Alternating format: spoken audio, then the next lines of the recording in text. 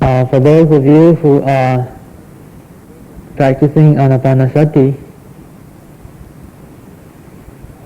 having the in and out breath as the basic object, the existence, there is intention to breathe in and intention to breathe out, and as a result of that the air is taken in and is blown out of the nostrils, and so the air makes contact or impinges on the area at the nose tip.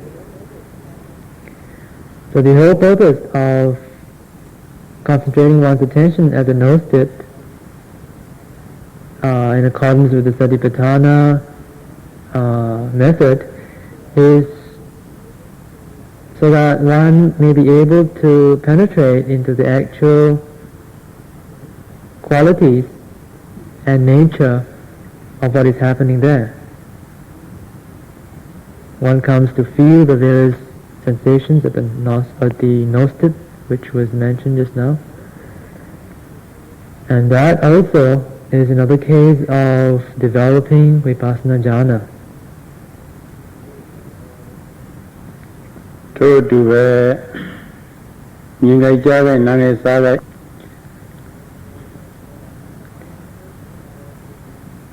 Mindfulness at the respective sense doors,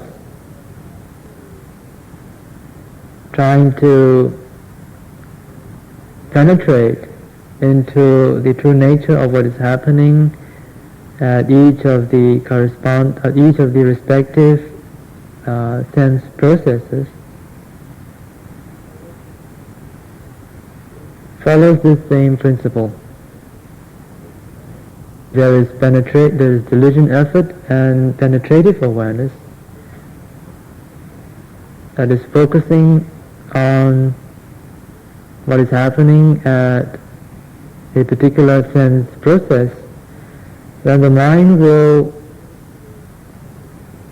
be able to understand or comprehend the true nature of what is happening. The mind may be able to pick up the receptor element, or the striker element, or the ignition element, whichever may be more predominant at any one time. So one can see that being mindful of whatever that arises at any of the six sense doors in a very penetrative and focused manner, in order to penetrate into their true nature, their individual and common characteristics, is in fact a process of developing Vipassana jhana.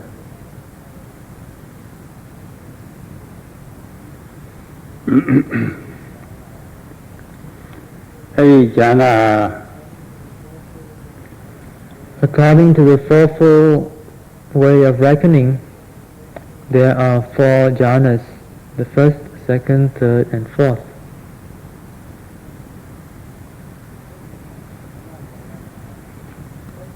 First jhana,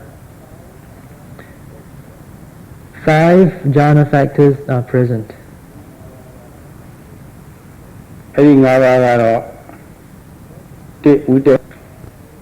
The first one is called Vitakka,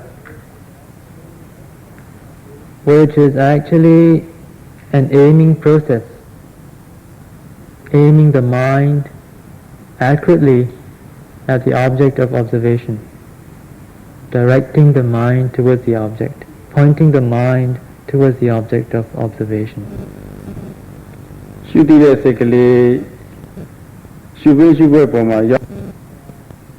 is also manifested as the placing of the mind onto the object of observation, aiming the mind and bringing it and placing it onto the object of observation.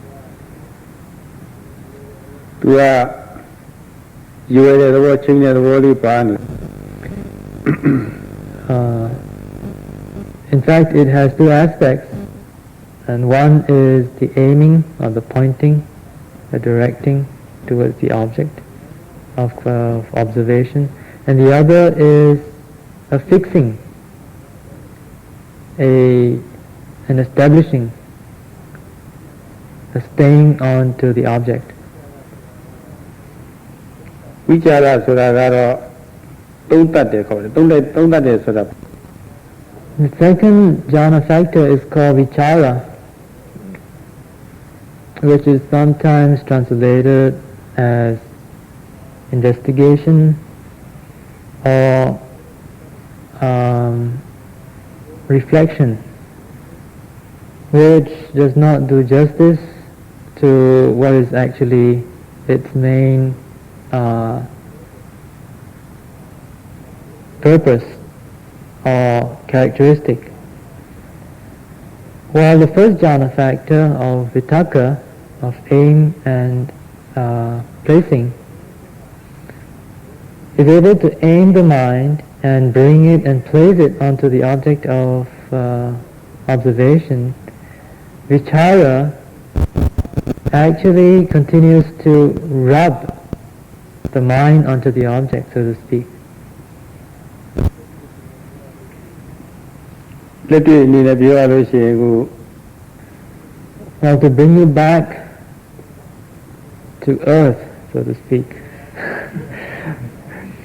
So you're watching your rising and falling, and you're trying very hard, you're putting in a lot of diligent effort to be mindful of the process.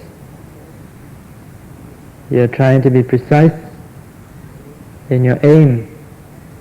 You aim your mindfulness very carefully at the rising process, and your mind gets there, but it does not just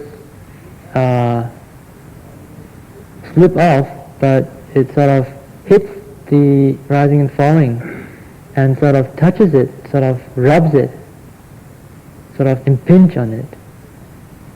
So that is the quality of the second jhana factor of vichara. If one is actually being very mindful, putting in a lot of diligent effort, trying to be with each moment of arising of mental or physical phenomena within oneself, then at that moment, both these jhanic factors of good aim, precise aim, accurate aim, and impingement or rubbing are present.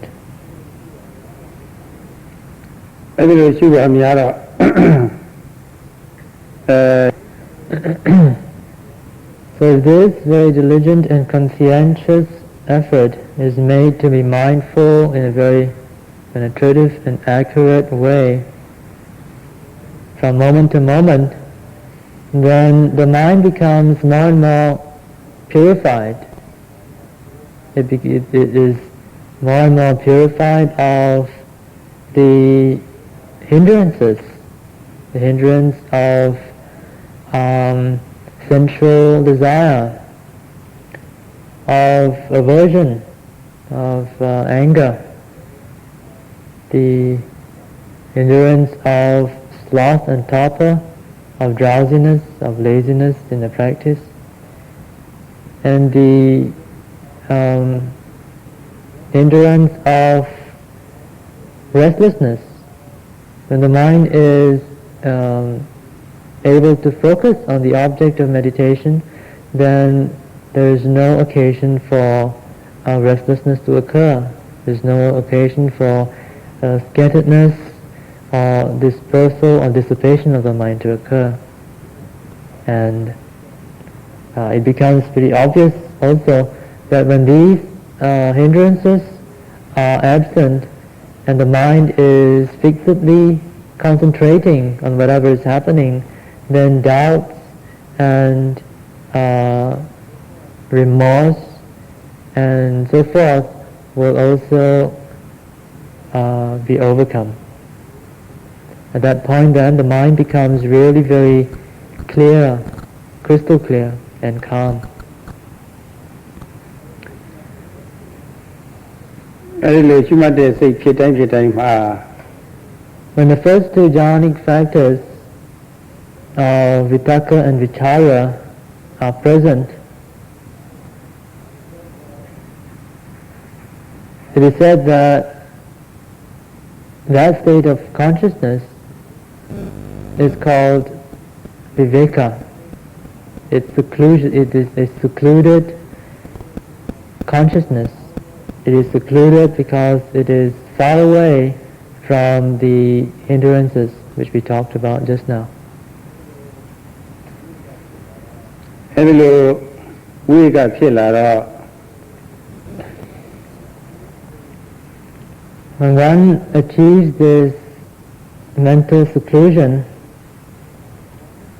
then one becomes quite joyous and one is filled with a lot of rapture and sense of satisfaction in one's practice.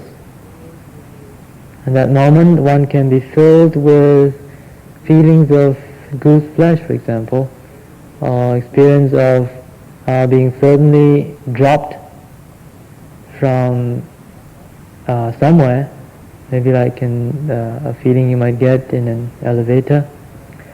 Or sometimes one might feel that one is slowly being pushed upwards, that the body is slowly rising above. These are minor manifestations of rapture, which is a third jhanic factor. စိတ်အားရတဲ့ပိဋိဇာနိလေးဖြစ်လာလို့ရှိရင် The fourth jhana factor comes very naturally when one becomes very satisfied with the practice, when there's a lot of rapture that arises. The mind and the body, both mind and body, feels tremendously comfortable. That comfort is called sukha in Pali, and that is the fourth jhanic factor. အဲဒီပိဋိနဲ့သုခကိုသုခဟာនិဝရဏကင်းလို့ Well, because both these third and fourth jhanic factors, rapture and happy comfort, come as a result of seclusion from the hindrances, they are called vivekaja. Vivekaja. ဝိဝေကျပိဋိသုခ Vivekaja piti sukha, which means rapture and comfort or happiness which arise, which are born out of seclusion. ဒီမှာနည်းနည်းဆက်ဆက်ပြီးတော့ပြောချင်ပါသေးတယ်။ဘာဖြစ်လို့ဝိကဖြစ်ရသလဲလို့ဆိုတော့ဝိတ္တနဲ့ဝိสารရှိနေလို့တနည်းအားဖြင့်လည်းပဲအာယုန်နဲ့မှတ်စိတ်နဲ့ပေါ့လေချိန်သားကြိုက်ပြီးတော့ထိထိမိမိဖြစ်နေလို့និဝရဏတရားကြီးကင်းနေတဲ့ဝိကဖြစ်ရတာ။និဝရဏတရားကင်းမှရတဲ့အခါကျတော့စိတ်ကြီးကြည်လင်ပြီးတော့ပေါ့လေနှစ်သိမ့်အားရတဲ့ပိဋိတွေဖြစ်လာတာပဲ။တော့និဝရဏကင်းတာကဥဒိဝိสารကြောင့်နှစ်သိအားတဲ့ပိဋိဖြစ်တာကនិဝရဏကင်းလို့ဖြစ်လာတယ်ဆိုတာဒီမှာကြောင်းကျိုးလေးတွေဆက်ပြီးတော့ဆိုင်ငါလေးတွေပေါ်လာပါတယ် It may be useful to understand at this point the relationship between these aspects of jhanic factors and seclusion of mind in terms of cause and effect. Now the seclusion of mind comes about because of the presence of the first two jhanic factors. If the mind is accurately aimed as the object of meditation and hits the object of meditation and rubs it, so to speak, in a very firm way, then that sort of process, if continued, will bring about seclusion of the mind from hindrances. So one can see that seclusion of mind occurs as a result of the first two jhanic factors. Now the third and the fourth jhanic factors of rapture and happiness and comfort occur because of this seclusion of mind, because the mind is secluded from the hindrances. One feels really very joyous and happy and comfortable.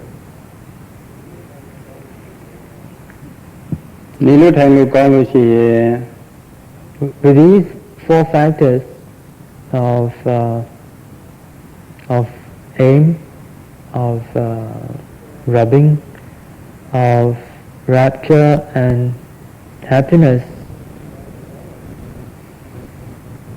well developed,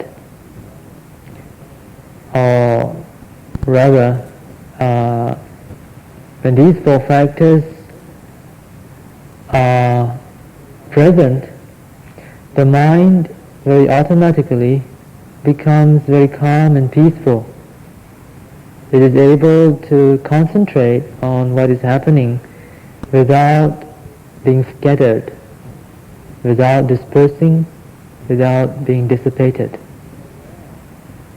So when one is aware, one is being mindful of whatever is happening in the moment, then this one-pointedness of mind occurs in conjunction with aim and rubbing and joy and happiness. So this one-pointedness of mind, of concentration, is the fifth jhanic factor.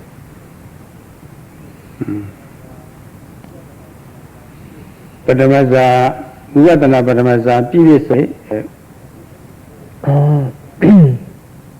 Even with these five jhanic factors present in one's consciousness, it will not be proper to say that one has attained the first Vipassana jhana.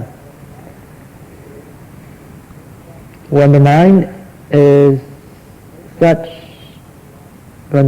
is composed in such wise, then it will gradually penetrate into the Dhamma.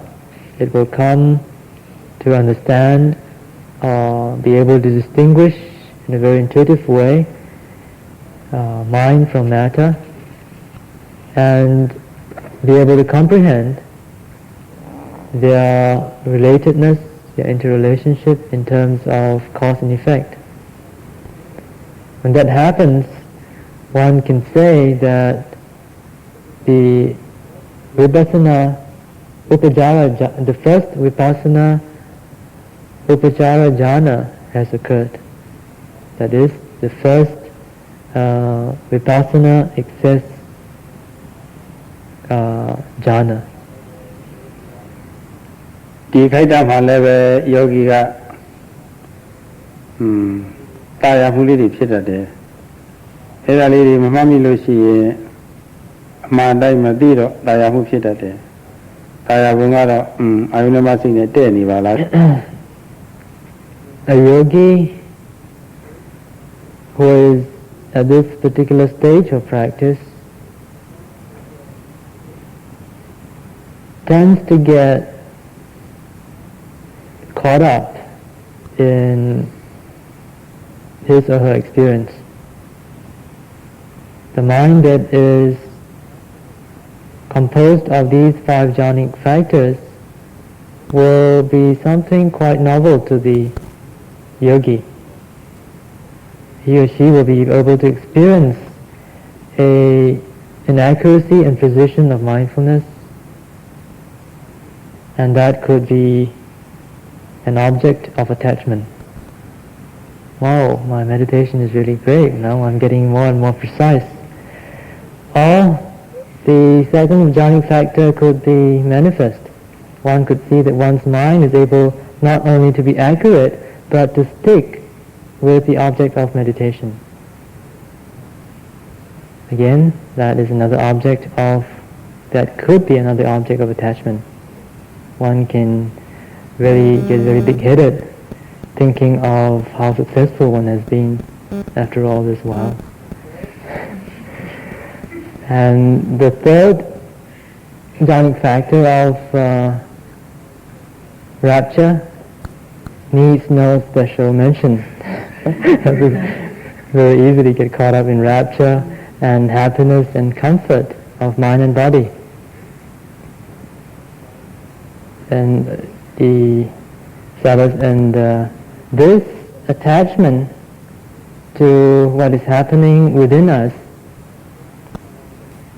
is actually a manifestation of craving. But it's a special sort of craving. It's not a craving that has anything to do with sensual pleasures. It is a craving that comes out of one's meditative practice.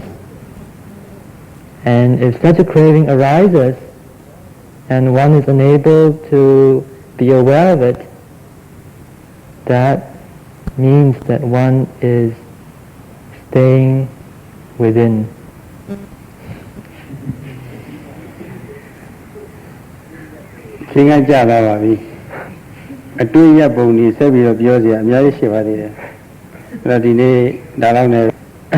Well, time is caught up again, and Sayadaw says that so much for stopping insight, and it's time to stop the lecture tonight.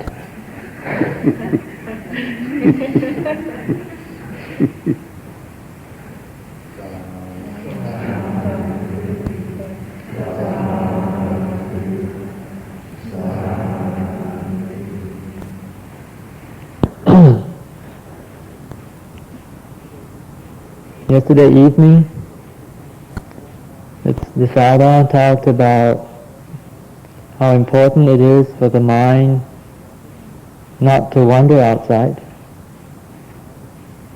and how this can be achieved if one is mindful at each moment of occurrence of any of the mental or physical phenomenon within us. He stressed also the importance of having jhana, or having the jhanic factors present in the consciousness that is trying to be mindful of whatever that is occurring. A brief outline of the different sorts of jhanas according to the fourfold way of reckoning was given, and the 5 jhana factors that accompany the first jhana were also dealt with at length yesterday. Today the Sayadaw will continue the talk and bring you even closer to a practical application of the theory that was learned yesterday.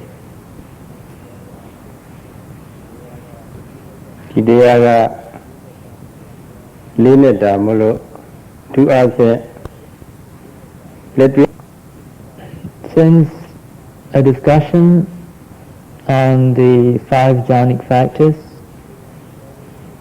necessary for each moment of mindfulness has very direct and profound relevance to the practice that you are doing at the moment, Sayadaw feels that it is of utmost importance to bring home the point. He would therefore like to go over the points, the more important points that were mentioned yesterday, especially with regard to actual practice. It is hoped that the yogis here will not think lightly of this talk as a mere repetition of yesterday's, but will try to be as attentive as possible so that what is heard may be skillfully and properly put into practice.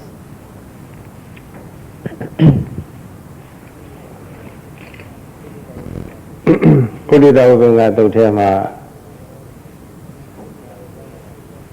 စာအကြောင်းအရာလေးတွေဝိစီဝကာမေဝိသအကုတ္တလိဓမ္မေဟိလို့ပြပါတယ် In the Udesa Vibhanga Sutta, which we discussed 2 days ago,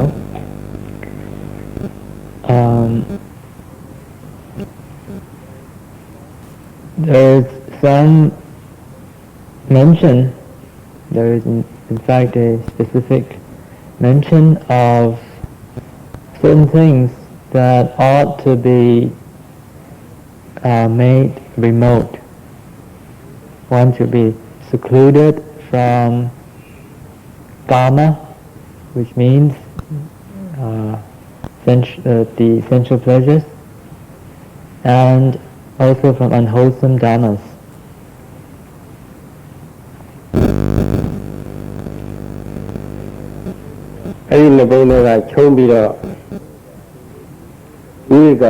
These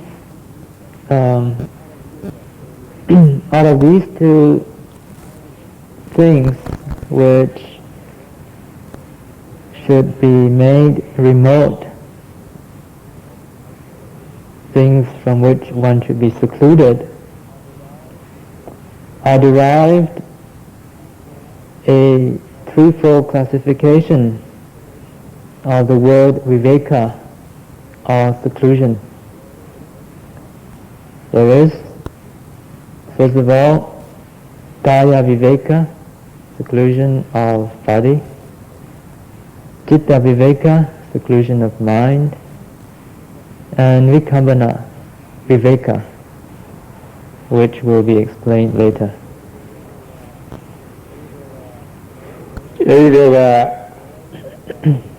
Kaya viveka phiyame soda Kaya viveka, as is used in this context, actually refers to the objects of sensual pleasures. Kaya, the body of objects related to sensual pleasures. This simply means the objects of the senses, sounds, visions, visual objects, smells, tastes, tactile objects, and so forth.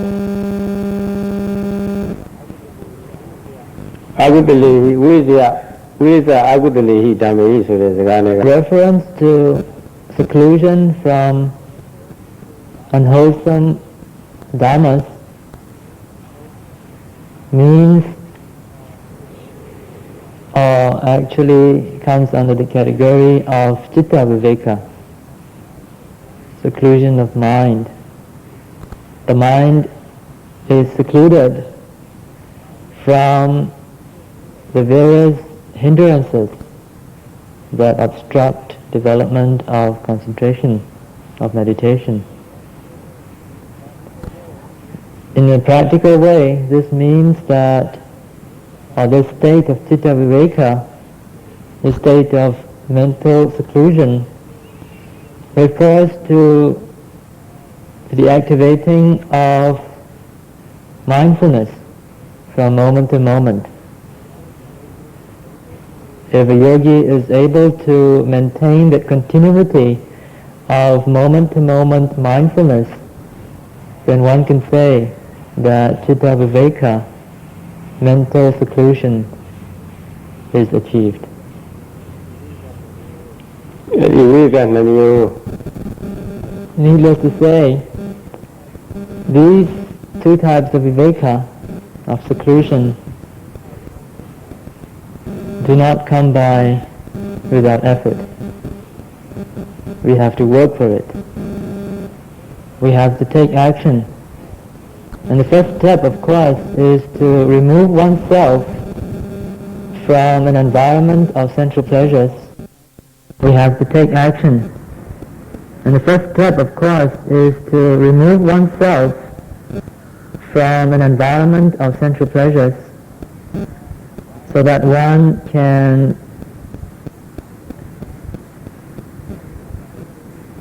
have the opportunity to practice in an environment which is conducive to a peaceful mind, an environment which is quite free of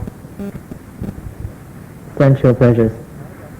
Once the place has been suitably obtained, once a suitable location is obtained, then one should to develop the seclusion of mind, which practically means that one is applying good aim in trying to be mindful of one's primary object of meditation, or of whatever objects that may arise at any of the six sense doors.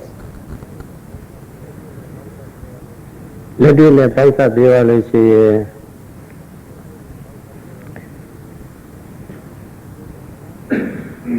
You may find it quite familiar if you will only refer to your own practical experience.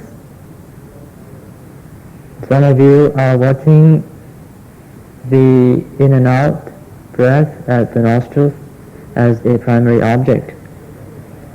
Some of you may be watching the rising and falling of the abdomen as the primary object of meditation.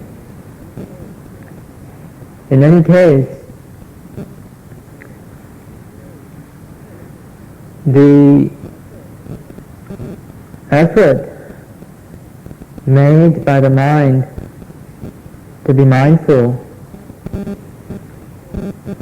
is instrumental in bringing about a sense of accuracy in the mind. There is an attempt to be accurate in applying your mindfulness to the object of meditation, to your primary object. Now that aim, that attempt to be accurate, that attempt to accurately place the mind on the object of meditation is vitaka, the first jhanic factor, which is, we can translate it as aim. Now as the mind is all set and accurately aimed at the object of meditation, it is eventually placed on the object, and at the moment of placing, there is a hitting of the target. It's hitting the bullseye. The mind touches the object, the mind begins to rub the object, so to speak, impinges on the object. Now that is the second jhanic factor, which is called vichara. When one is able to do that continually and continuously, then the mind will be quite engrossed or absorbed in the desired object of meditation, in your rise and fall or in the in and out. At that point, it becomes very clear that the mind is free from the objects of the senses, the sensual objects. It is also clear that the mind is free from the kilesas, which, for example, desire an experience of the various sense objects, or the kilesas which are averse to an experience of the various sense objects, and so forth. So there is both kaya viveka, in the sense that there is seclusion of the mind from sensual objects, and there is also citta viveka, which means that there is a seclusion of the mind from the kilesas which respond to or react to the various sense pleasures, the various objects of the senses. With continued practice and with the deepening of mindfulness and continuity, the momentum of your effort will bring about the third type of seclusion, vikampana viveka, at which point the kilesas would be very, very remote from your mind.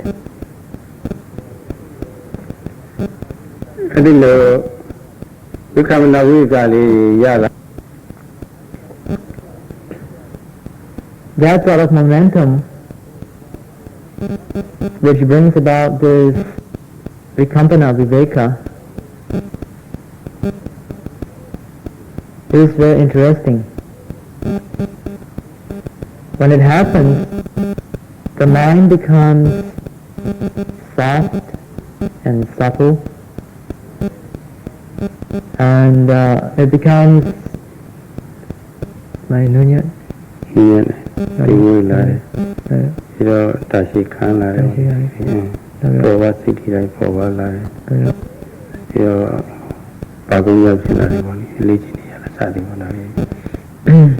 the mind becomes soft and subtle. It becomes very light and buoyant and very versatile and dexterous and very pliant.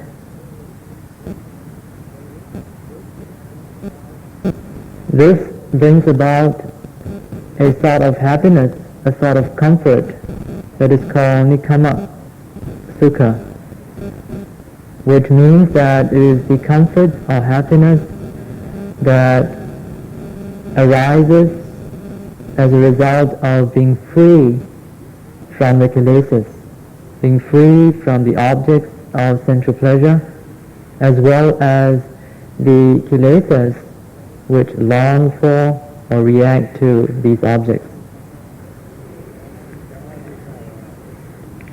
So in place of the happiness, apparent happiness and comfort that can be derived from the sensual pleasures, this vikampana sukha, this nikama sukha, this liberating comfort appears in relinquishing the comfort and happiness of the senses. One gains this very comfortable and happy state of liberation from those very senses which we have relinquished.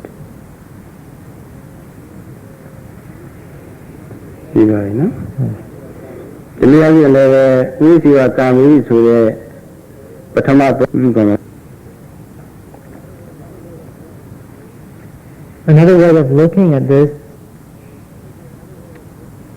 is when the objects of sensual pleasures and the kilesas associated with these objects are made remote from one's mind. This also means that sensual pleasures have been given up. One has renounced the sensual pleasures. ဝိသအကုတလေဓမ္မေဆိုတဲ့စကားနဲ့ကအကုသိုလ်မှာကိစ္စ In the sutta, the reference to seclusion of the mind from unwholesome dharmas actually means that there is a seclusion of the mind from all the kilesas. There is no opportunity for these kilesas to arise because the causes, the immediate cause for these kilesas, namely the sense objects, have been given up. ဘယ်ကပဲလဲလို့ဆိုတော့ One may ask, what is actually responsible for this seclusion of the mind? What is responsible for this giving up of sensual pleasures, sensual objects? The answer, of course, is very obvious. It is precisely due to these two jhanic factors of vitakka, aim, accurate aim, and vichara, the impingement or the hitting of the target of the object of meditation. So these jhanic factors are actually responsible for the giving up of sensual pleasures. The word jhana, which is usually translated as an absorption, or being absorbed in observing the object of meditation, takes a new meaning, takes another alternative meaning, in that not only does that state of mind allow absorption in the object of meditation to take place, but it also gives up or puts away the kilesas. Just like fire is able to burn away dirt, so that jhana is able to burn away the kilesas.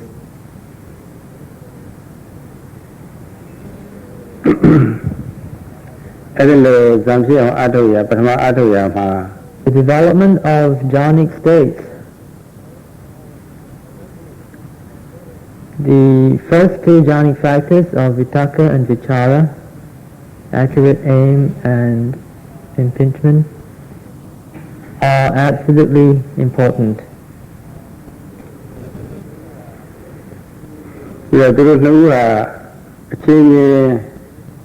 Certain interrelationship between these two factors is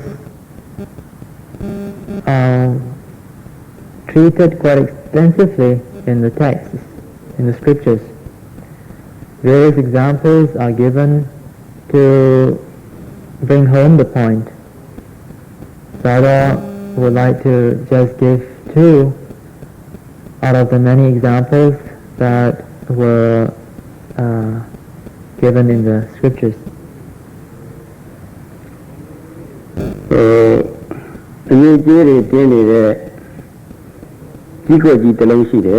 Example is that of polishing a brass mirror.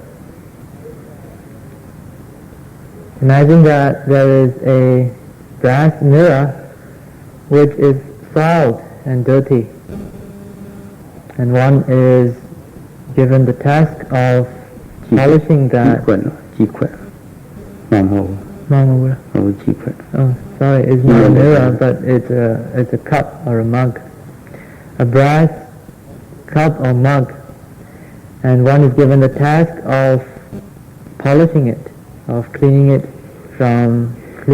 of the dirt and stains.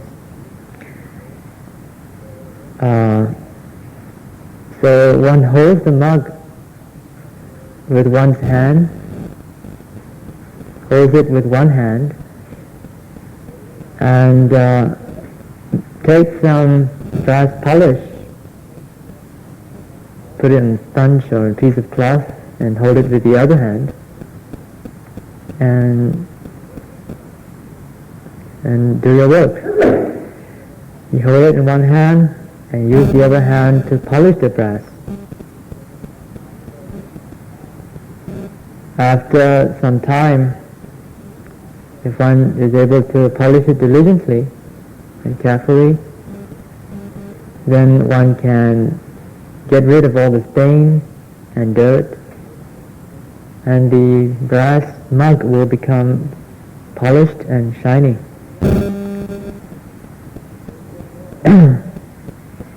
In the same way, a yogi who is watching a basic object of meditation, like the breath at the nose tip or the rise and fall of the abdomen, must first of all hold his mind at that particular place where the object is occurring. And secondly, he's got to keep on applying mindfulness at that place, keep on rubbing that place, so to speak.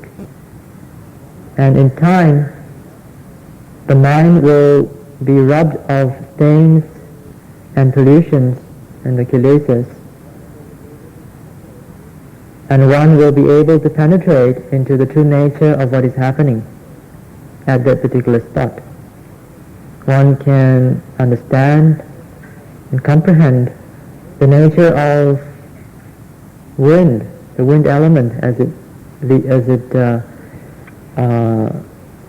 enters and leaves the nostrils. One can come to understand the true nature of the rising and falling processes. But this will only come about if one is able to hold the mind there and rub it into the object. In that example, the holding of one hand,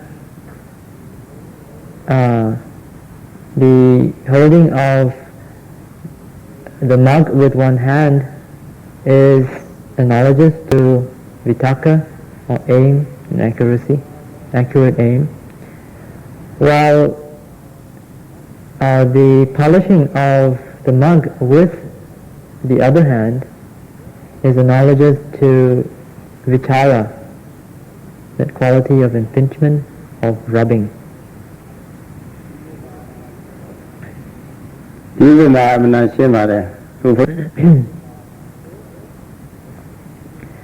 This occurrence of vitakka and vichara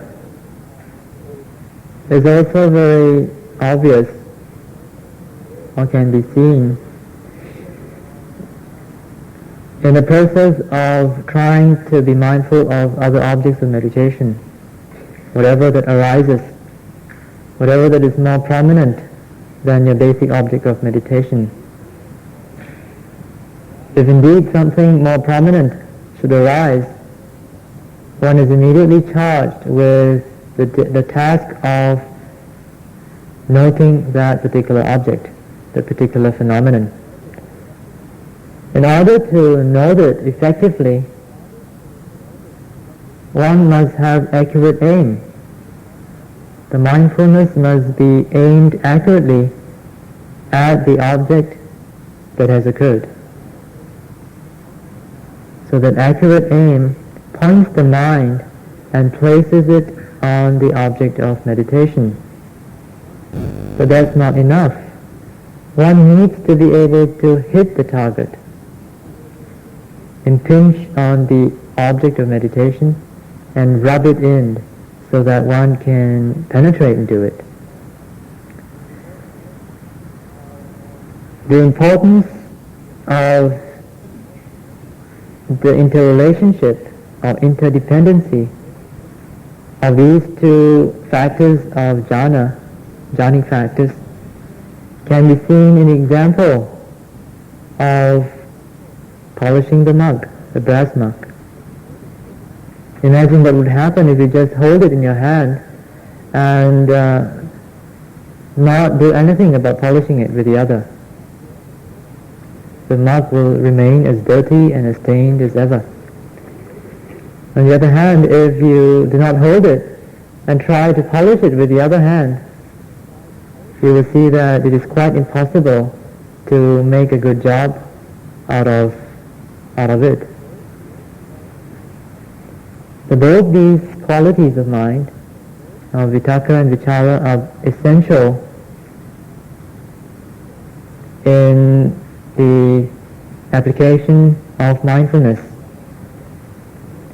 The reason why Sayadaw is dealing so extensively with this subject is because some yogis are unable to be precise in the observations, and when asked about the experiences, some yogis are unable to give satisfactory or detailed answers.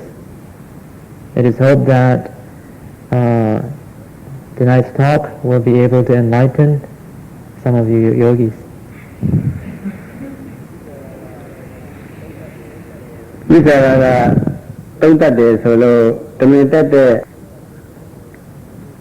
Some popular renderings of the word vichara are investigation and sustained thought. Now, to use these two words in place of the Pali word vichara in the English language would doubtless prove to be very misleading. The words investigation and sustained thought connote a different sort of meaning. Sayadaw is aware that people who have been educated in the West have been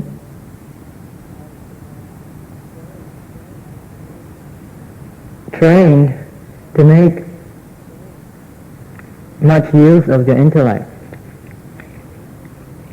Ever since you attend kindergarten and go on to primary school, elementary school, and so forth, you have been always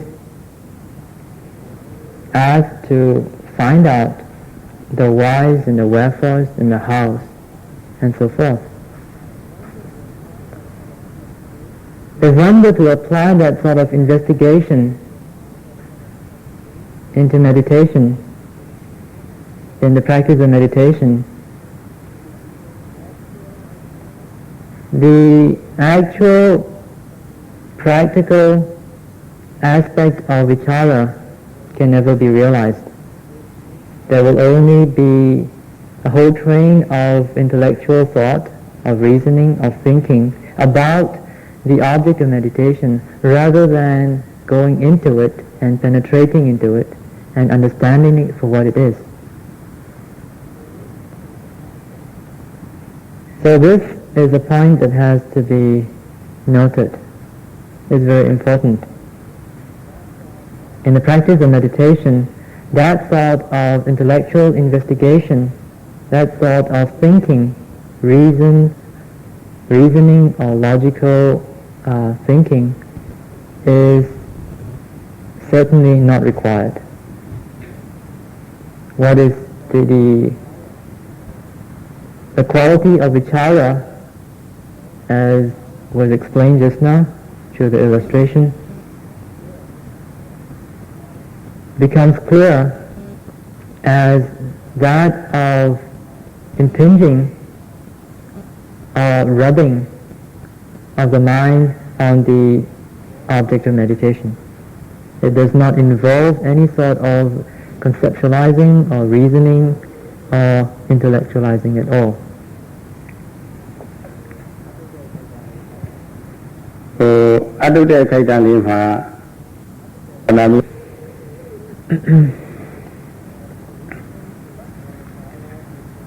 The reason why the Sayadaw is bringing up this point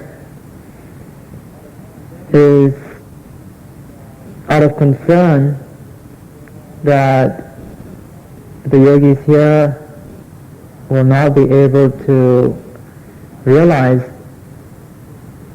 or will not be able to actually observe or look at Paramattha Dhamma, or ultimate reality. Ultimate realities here, of course, mean all the things that can be directly experienced through your sense doors without thinking, without conceptualizing, all the mental and physical phenomena.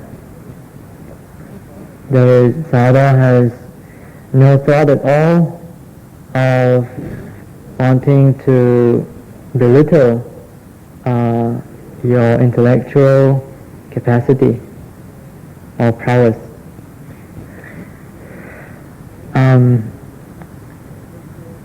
In the scriptural classification of knowledge or wisdom, there is a traditional categorizing according to Sutta-maya jnana, Chintamaya jnana, and Bhavana-maya jnana. This Sutta-maya jnana, of course, refers to knowledge that comes through learning, and Chintamaya jnana refers to knowledge that comes through thinking, and Bhavana-maya jnana refers to insight that comes through actual meditation. Now, although one may be able to understand a lot about the Paramattha Dhammas, the ultimate realities, in an intellectual way, through learning and through thinking, that is not the real experience. We are only understanding about it. One is not really gaining an insight into it. There is no actual experiencing of it. And even in some of the Bhavana-maya jnana, some of the insights and knowledge gained through meditation, one may still not be able to experience these Paramattha Dhammas, these ultimate realities. This, of course, refers to the samatha jhanas, the tranquility absorptions, where the object of meditation are concepts rather than things which can be directly experienced without thinking.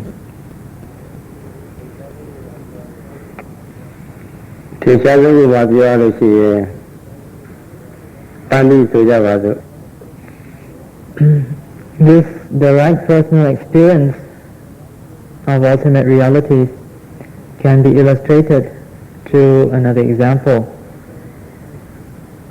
Say you have an apple in front of you. You heard someone say that it's a very sweet apple, very juicy, delicious. And you can sit in front of the apple and you can think all about the juiciness and deliciousness of the apple, but as long as you don't take a bite, you don't actually experience it.